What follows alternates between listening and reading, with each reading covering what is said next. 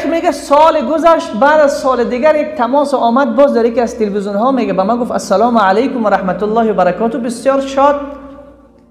گفت جناب شیخ من را شناختی؟ گفتم نه نشناختم. گفت من همون مادر بودم که سال گذشته از شوهر خود شکایت کردم.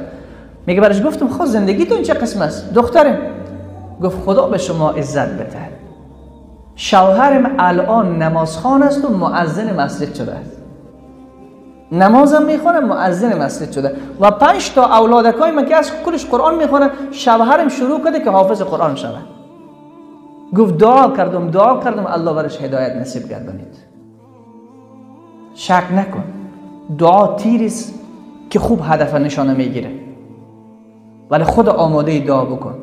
این دعایی که ما میکنیم دست بلند است، 1 دقیقه نمیشه خسته میشه، 5 دقیقه 10 دقیقه گریه کن، نیم ساعت 40 دقیقه گریه دعا بکن.